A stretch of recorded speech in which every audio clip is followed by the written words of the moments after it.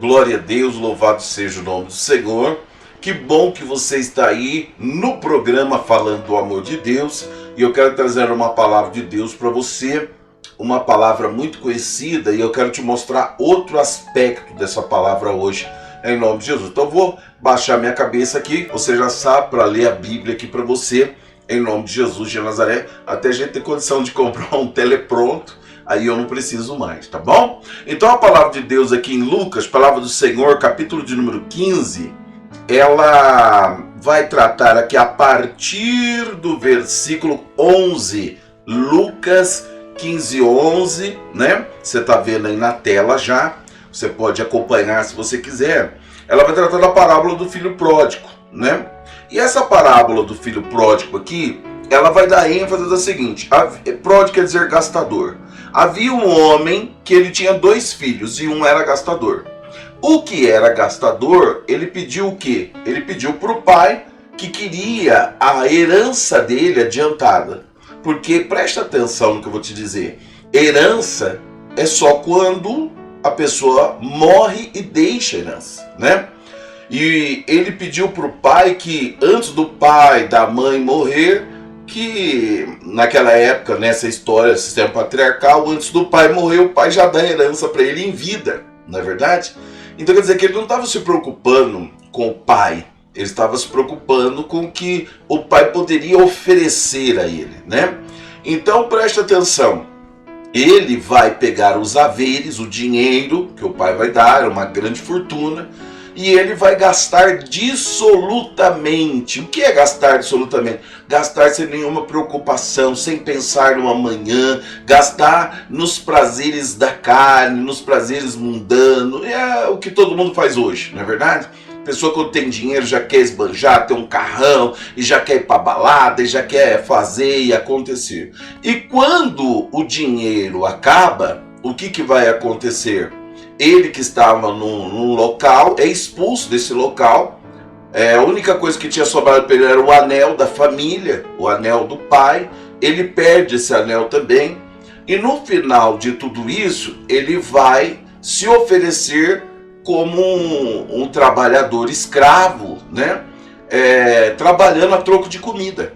E ele vai cuidar de porcos. E para o judeu tinha uma dificuldade muito grande, porque o judeu não comia porco. O porco para o judeu é um animal imundo, impuro, então eles não lidavam com isso. E ele vai cuidar de porcos. Na história, Jesus está dizendo que seria o trabalho mais humilhante que uma pessoa poderia ter.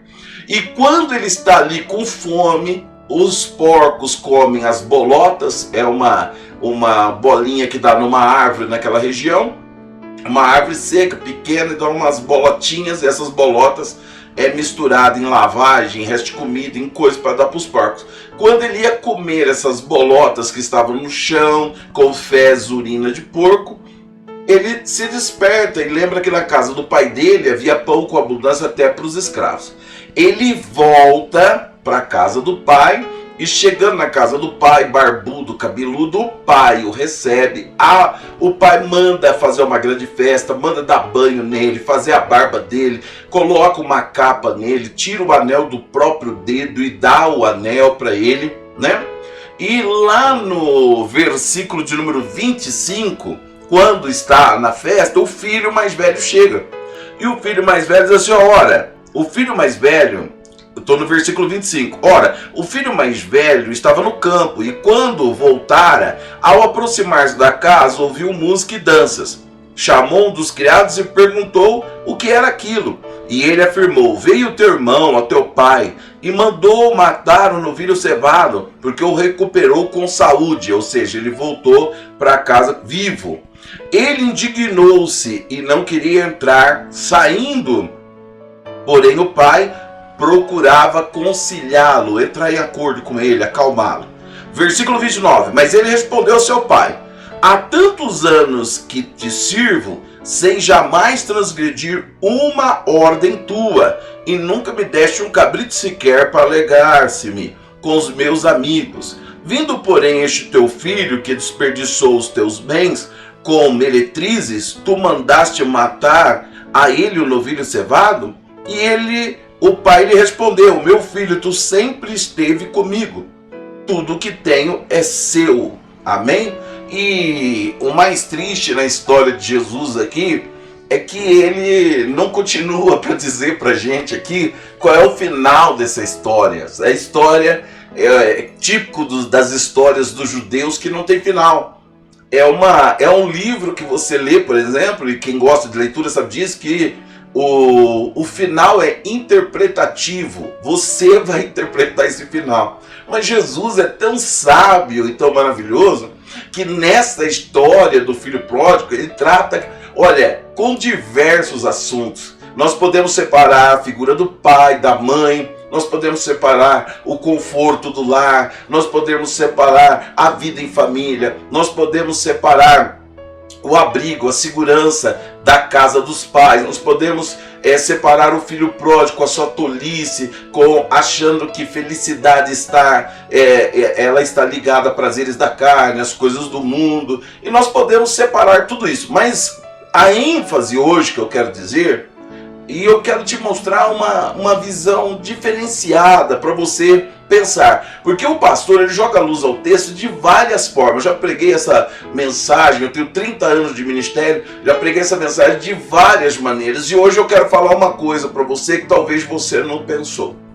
O filho pródigo volta, o pastor está pregando na igreja, a igreja chora, a igreja glorifica e adora, e a igreja acaba ficando meio com raiva, ou meio chateada com o irmão mais velho, dizer, olha, esse irmão, ele podia ter se alegrado também, etc e tal. E aí eu vou te explicar agora uma coisa para você entender, em o nome de Jesus de Nazaré.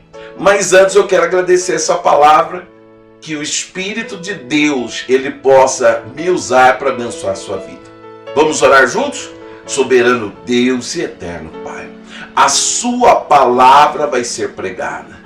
Importa que eu diminua e que o Senhor cresça, e que não seja feita a minha, mas a sua vontade. Que o Espírito Santo glorifique o nome do Senhor Jesus, te darei toda a honra, glória, louvor e adoração. Amém? Então presta atenção, irmão. Por que nós nos identificamos com a vinda, a volta do filho pródigo? Ele não fez o que era errado? Ele não foi lá e ele não gastou tudo que ele tinha de direito com meretrizes, prostitutas, né? Fazendo tudo quanto é coisa errada? Ele voltando, nós não deveríamos pelo menos ponderar sobre isso, né? Mas nós não fazemos isso. E por quê? Porque a igreja no Brasil, e nós gostamos, irmãos, de uma igreja que resgata almas.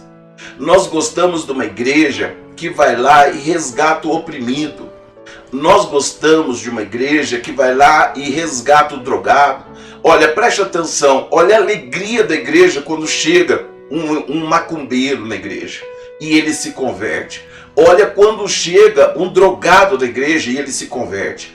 Olha a alegria da igreja quando aquela mulher que ela estava na prostituição, na vida promíscua, ela chega na igreja e se rende a Jesus. Por quê? Porque nós crescemos no Brasil com uma igreja de missões. Então você veja bem que quem fundou as Assembleias de Deus no Brasil foi 2 missionários. E você vê, por exemplo, a Quadrangular, era missionário, May Macpherson, missionário. Você vê metodista, John Wesley, o trabalho dele era missões. E muitas outras igrejas que abriram, que começou com missões. E qual é o trabalho dos missionários? Resgatar almas. Então o missionário, ele resgata a alma e a igreja glorifica de pé e adora. Só que a igreja esquece de uma coisa, daqueles que dão continuidade na obra. E eu vou te explicar. Presta atenção, por isso que nós temos que olhar o filho que ficou e o filho que foi embora. O que dá a impressão, e é isso que eu quero que você entenda, dá a impressão que aquela adolescente, tem 2 adolescentes na igreja. Os 2 têm 16 anos, 17 anos de idade. Um fica na igreja, permanece, ele busca, ele clama, ele está na presença do Senhor, ele deixa de ter relacionamentos imorais, ele vai para o monte, ele ora, ele está ali na igreja. E o outro sai, desvia, vai para o mundo, bebe, prostitui, vai para o tráfico, faz coisas terríveis. E quando, preste atenção, os anos se passam, 30 anos, quando aqueles jovens de 16 estão com 30 anos, um volta para a igreja, o outro continua na igreja. E sabe o que vai acontecer? A igreja vai abaixo, quando aquele que desviou volta e diz assim: eu era desta igreja e eu saí dessa igreja com 16 anos. Olha a marca da facada. Olha, eu fui pro tráfico, eu recebi bala, eu fui preso, mas agora estou voltando para a casa de Deus. A igreja, irmão, olha, só falta ser arrebatada. O povo entra em êxtase, glória, aleluia, o irmão voltou, porque é a síndrome do filho pródigo. Porque nós fomos treinados a resgate de alma. E dá a impressão, só dá a impressão, que é aquele que ficou, que não desviou, que passou pela prova, aquele que abnegou, aquele que não prostituiu, que ele não vale nada. Que ele não tem, sabe, nenhum valor. E é isso que eu quero falar para você. Nós aprendemos no Brasil uma visão missionária de resgate.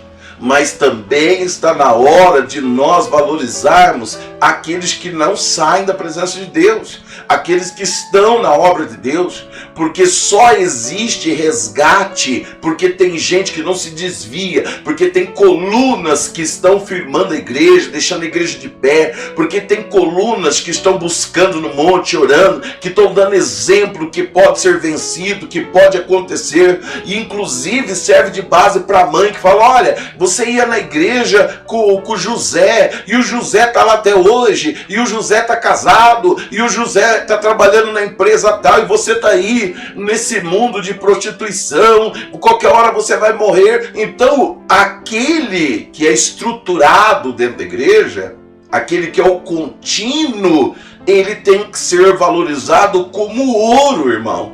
Porque só vai ter resgate, só vai ter para onde voltar o pródigo. Preste atenção, só vai ter para onde voltar o gastador, só vai ter para onde voltar o arrependido por causa das colunas que ficaram. Eu quero trazer essa mensagem para você hoje, meu irmão, minha irmã, que não se desviou. Eu quero trazer essa mensagem para você, obreiro e obreira da casa do Senhor, que muitas vezes largou tudo, cresceu na igreja, outras vezes se converteu e nunca se desviou, e passando por luta, tribulação. Eu quero dizer para você, os pródigos dependem de você. Os caídos, os que estão no mundo, eles dependem da tua acolhida. Você que está estruturado, a palavra do Senhor diz que o forte sustenta o fraco, que aquele que está alicerçado sustenta o débil aqui é debilitado na fé.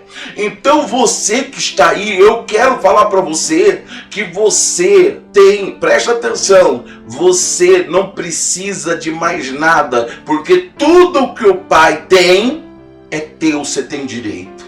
Você não precisa pedir herança. Sabe por que você não precisa? A herança já foi te dada. Você, irmão, preste atenção, está no Pai e o Pai está em você. Deus te sustentou para você ser coluna na casa do Senhor. Deus te estruturou. Você passou por lutas, tribulações, para que você mantivesse a casa do Senhor de porta aberta, para que todos os pródigos, desviados, cansados, abatidos e aqueles que ainda não conheceram a palavra pudessem vir e encontrar a igreja de porta aberta, os levitas louvando, os obreiros trabalhando, e você aí dando exemplo do que é possível. Então, meu amigo, a palavra do Senhor, através de Salomão, ela diz assim: bendito é aquele que não vê corrupção. Tiago 1,12 diz: bendito o varão que depois de provado é aprovado por Deus. Irmão, presta atenção, e é isso que eu quero falar para você agora. O desviado, o filho pródigo que vai voltar, muitas vezes não será galardoado, mas você que não lançou mão, olha, da obra de Deus, você que largou o arado, não olhou para trás, você que é coluna da casa do Senhor, você que muitas vezes ninguém faz festa porque você voltou, porque você nunca saiu, ninguém faz festa por você, saiba que você vai receber a coroa do galardão, você vai participar das bodas do Cordeiro, porque Deus te firmou, te alicerçou nele, para que você traga paz para a casa do Senhor, para que você esteja ali assessorando seu pastor, seja coluna, e para que as pessoas te vejam como referência na casa do Senhor. Por que nós temos esse sentido de valorizar o que volta? Porque nós temos esse sentido, e os adolescentes muitas vezes falam: eu cresci na casa do Pai e parece que eu não tenho valor nenhum. Eu cresci na casa do Senhor, eu não saí, eu não fui para o mundo, eu não fiz nada errado, parece que eu não tenho valor. Porque quando aquele irmão que desviou, aquela irmã que desviou, que pintou, bordou e fez isso, fez aquilo, volta em festa. Irmão, presta atenção. Você foi escolhido para não viver no mundo. Você tem muito valor diante do Senhor. Presta atenção. Muitos serão levados para a glória. Poucos serão galardoados. Poucos vão receber o galardão. Poucos vão receber o abraço de Jesus. Diz: você combateu o bom combate, foi justo, foi fiel, aguentou, por isso receberá o galardão, a recompensa do seu Senhor. Por quê? Porque são aqueles que não se misturaram na corrupção, são aqueles, meu amigo, minha amiga, que estão firmes. Por isso eu quero trazer essa mensagem para você hoje, jovem. Eu quero trazer essa mensagem para você, homem, mulher de Deus, que está dentro da casa do Senhor, e parece que o que tem valor é o que está lá fora. Parece que as pessoas estão querendo que aquele que está lá no charco, na podridão, volte para fazer festa, e ninguém te dá valor, mas quem te dá valor é o Senhor. Quem te sustenta é o Senhor. Quem determinou que você ficasse na rocha, ficasse firme na presença dele é o Senhor. O Senhor dá ordem aos seus anjos para que te guarde, te proteja, para que você seja alicerce, coluna na casa do Senhor. Meu amigo, que honra você saber que Deus te escolheu para que você seja exemplo, para que você esteja na presença do Senhor. E no fundo, todo pródigo queria ser igual a você. No fundo, todas as pessoas queriam ser igual a você, que está firme na presença do Senhor. Não desista. A igreja, irmão, ela tem essa visão porque ela foi fundada por missionários. A igreja, ela tem essa visão do resgate de almas. Olha o filme americano. Para resgatar um que está preso, eles vão lá e matam 500. E nós, irmãos, ficamos assim, sabe, torcendo para que aquela pessoa seja resgatada. Você já assistiu o resgate do soldado Ryan, né? Presta atenção, para resgatar o Ryan, quantas pessoas morrem. Não é verdade? Mas o importante é que o Ryan foi resgatado, não é verdade? E é isso que eu queria te explicar. Muitas vezes, para resgatar a princesa que foi presa pelo, né, está lá, milhares morrem. E nós torcemos para que a princesa seja resgatada. Você está entendendo o que eu quero dizer? Porque nós fomos evangelizados desta forma, porque nós acreditamos no resgate de almas, porque nós fomos evangelizados pelos fundadores das igrejas no Brasil, que são missionários, Manuel de Melo, e missionários, irmãos, que fundou a Brasil para Cristo, são missionários, missionário Davi Miranda, e muitos missionários, R.R. Soares, são missionários. E qual é o intuito de missões? Resgatar almas. Então dá a impressão que aquele que é o coluna, aquele que não se desviou, não tem valor. Mas escuta o que eu vou te dizer, meu amigo, minha amiga. Deus escolheu você e Deus não erra.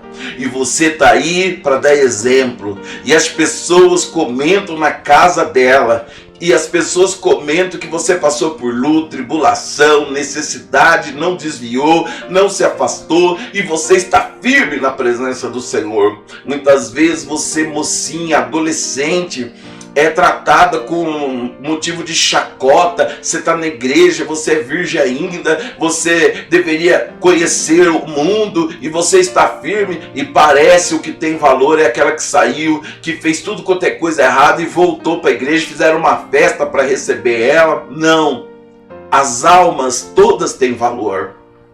A alma que foi resgatada, ela tem o seu valor, mas você que está aí firme na presença do Senhor, você tem um valor incalculável, porque Deus depositou. Você é um depositório da confiança de Deus. Você é o tabernáculo do Senhor. Você é o receptáculo da glória de Deus que permanece firme. O apóstolo Paulo fala, depois que aceitasse o Senhor Jesus, permanecer firme, inabalável na presença do Senhor. Então é através de você, meu amigo, minha amiga, está firme. É através de você que o ímpio consegue olhar e ver a glória de Deus. É através de você que o desviado, afastado, olha para querer voltar para a igreja. É através de você que as portas da igreja não fecham e as portas do inferno não prevalecem sobre a igreja, porque Deus colocou você como coluna da casa do Senhor. Olha, meu amigo, minha amiga, muitas vezes a igreja, ela passa por lutas, tribulações, provações, são as colunas da casa do Senhor. Pessoas, essas colunas da casa de Deus que mantém a casa de Deus firme. Que bom que você está aí. Que bom que você está aguentando a chacota. Que bom que você muitas vezes está aguentando, sabe, o desprezo da sociedade. Que bom que você está aí sempre na igreja, trabalhando para que o desviado, o afastado, o filho pródigo, para que a prostituta, para que as pessoas que ainda não conhecem Jesus possam vir, e você está na porta da casa do Senhor, recebendo essas pessoas com muito amor e carinho. Preste atenção no que eu vou te dizer. Você é uma joia preciosa para Deus, porque você foi chamado para ser coluna na casa de Deus. E é através da sua oração, é através do seu clamor, é através da sua busca que Deus vai realizar uma grande obra aqui na terra. Nós temos essa visão porque fomos evangelizados dessa forma. É a mesma coisa, saiu um estudo que os países que foram colonizados, eles são diferentes dos países que nasceram de uma população e cresceram. Porque aquela colonização estrangeira trouxe influências para aquele país. Então, nós começamos a ter aqui, nós brasileiros olhamos para os americanos com um olhar assim, sabe? Ah, eles são americanos. E outros países que não foram colonizados, eles não têm essa visão, porque eles têm um amor pela pátria, eles não têm um olhar de submissão, né? Então, é isso que Deus está falando. Deus te chamou para não dobrar o joelho a nada a não ser o Senhor. Deus te chamou e te fortalece para que você possa ser firme. Vem luta, tribulação, as ondas do mar da vida, mas você permanece firme na presença do Senhor. Por quê? Porque você já pensou por que você nunca caiu? Você já pensou quantos caíram à sua direita, quantos caíram à sua esquerda e você não foi atingido? Você já pensou, meu amigo, minha amiga, por que muitos dos seus amigos desviaram, se afastaram e você não? Você acha que isso é um crédito seu? Você acha que isso é um mérito seu? Você acha que essa força, ela vem de dentro de você à toa? Não! Quem determinou e quem mandou ordem para que você não desvie nem pela esquerda nem para a direita foi o Senhor. Então você tem que entender que você é um escolhido de Deus e Deus te mantém de pé. Agora preste atenção, não é pelos teus méritos, é apesar dos seus deméritos. Não é pelo que você é apesar daquilo que você não é. Não é porque você é o bam, mas é porque Deus quer que você, e Ele te escolheu para que você seja coluna na casa do Senhor. Então preste atenção, todo pastor que está me ouvindo sabe, todo pastor sabe que Deus levanta colunas, as colunas da igreja, a liderança e pessoas que são firmes na igreja para manter o ministério. Muitos passam na igreja, mas quem mantém o ministério, os dizimistas, são poucos. E o pastor não precisa só de dizimistas. O pastor precisa de gente que põe a mão no arado. O pastor precisa daquele que limpa a igreja. O pastor precisa daquele irmão que está com ele no monte, que está orando. O pastor precisa dos obreiros, cooperadores. Na igreja evangelizada pelos missionários, dá a impressão que assim, você começa cooperador, obreiro, diácono, missionário, presbítero, e que o pastor é o maior, né? Não, irmão. A palavra de Deus diz que nós, obreiros da casa do Senhor, estamos ombro a ombro, estamos lado a lado. Nenhum é maior. O pastor, ele tem que servir os obreiros. Na Santa Ceia é um olhar de submissão. Os obreiros servem a igreja e os obreiros são servidos pelo pastor. Por quê? Porque o maior serve o menor na casa de Deus. E é assim que funciona. Nós estamos todos a trabalho do Senhor.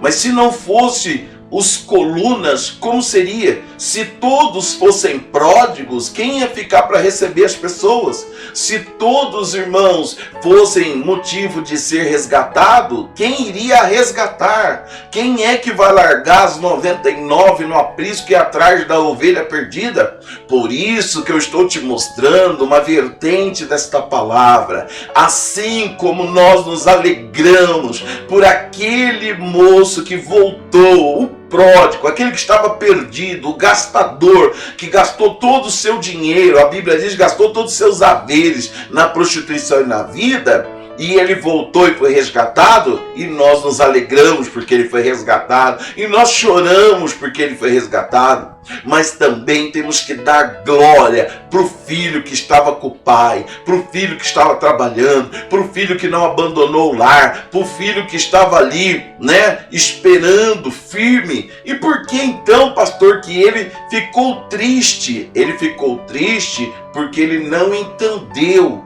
E o pai estava fazendo com que ele entendesse. O filho que saiu precisou de uma herança, mas o filho que estava com o pai não precisa de herança.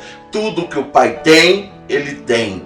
Então eu quero dizer uma coisa: a sua alegria, coluna, está na casa do Senhor. A sua alegria está no Senhor. A sua alegria está na presença de Deus. E é isso quem determinou, e é isso que Deus determinou sobre a sua vida, em nome de Jesus. Então vamos nos alegrar pelos que são resgatados, vamos nos alegrar por aqueles que são os pródigos, os que vêm para a casa de Deus, mas vamos também valorizar as colunas, aqueles que não foram embora, aqueles que estão na casa de Deus, aqueles que cresceram na casa de Deus, aqueles que venceram o mundanismo, aqueles que foram escolhidos para estar na casa de Deus. Amém, pessoal? Glória a Deus, louvado seja o nome do Senhor. Olha, que você tenha aprendido com esta palavra, que essa palavra ela é maravilhosa, ela nos traz várias vertentes para podermos trabalhar nela, é incansável.